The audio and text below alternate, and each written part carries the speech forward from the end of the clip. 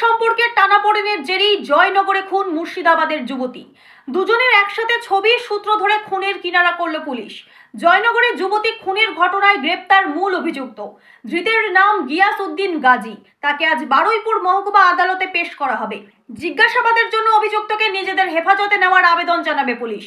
কর্মসূত্রে গুজরাটে থাকতো বকুলতলা থানা এলাকার মনির ততের বাসিন্দা গিয়াস উদ্দিন। সোশ্যাল মিডিয়ার মাধ্যমে তার সাথে আলাপ হয় মুর্শিদাবাদের বাসিন্দা লতিফা খাতুনের। দুজনেই বিবাহিত। দুজনেরই একাধিক প্রেমের সম্পর্ক রয়েছে বলে জানা গিয়েছে। আলাপের পর ক্রমে দুজনের সম্পর্ক নিবিড় হয়। মাঝে মধ্যে গিয়াস উদ্দিনের কাছে টাকা চাইতো লতিফা। তা নিয়ে সম্প্রতি তাদের মধ্যে অশান্তি তৈরি হয়। গিয়াস উদ্দিন ছাড়াও আরো একাধিক জনের সাথে সম্পর্ক তৈরি হয় লতিফার। বিষয়টি জানতে পারে গিয়াস উদ্দিন। তারপর থেকেই দুজনের মধ্যে সম্পর্কের টানাপোড়েন আরো বাড়ে। মাঝে মধ্যে অতিরিক্ত টাকার দাবি টানতে পারছিল না গিয়াস উদ্দিন। সেই কারণেই তাকে খুনের পরিকল্পনা করে। নিজের বাড়িতে নিয়ে যাওয়ার নাম করে মুর্শিদাবাদ থেকে লতিফাকে নিজের বাড়িতে ডাকে গিয়াস উদ্দিন। তারপর তাকে খুন করে ফাঁকা মাঠের পাশে ফেলে দেওয়া হয়। পুলিশ সূত্রে জানা গিয়েছে 28 তারিখ গভীর রাতে খুন করা হয় লতিফাকে। তার দেহ ফেলা হয় জয়নগরের মায়াহাওড়ি গ্রাম পঞ্চায়েতের আনন্দপুর রথতলা এলাকায় ফাঁকা ধান ক্ষেতের পাশে। দেহ উদ্ধার করে ঘটনা তদন্ত শুরু করে পুলিশ। তদন্তে নেমে লতিফা ও গিয়াস উদ্দিনের একসাথে ছবি পায় পুলিশ। গিয়াস উদ্দিনের সাথে লতিফার সম্পর্কের বিষয়টি তখনই সামনে আসে। ঘটনার পর থেকেই পলাতক ছিল গিয়াস উদ্দিন। সে তার শ্বশুরবাড়িতে ছিল বলে জানা গিয়েছে।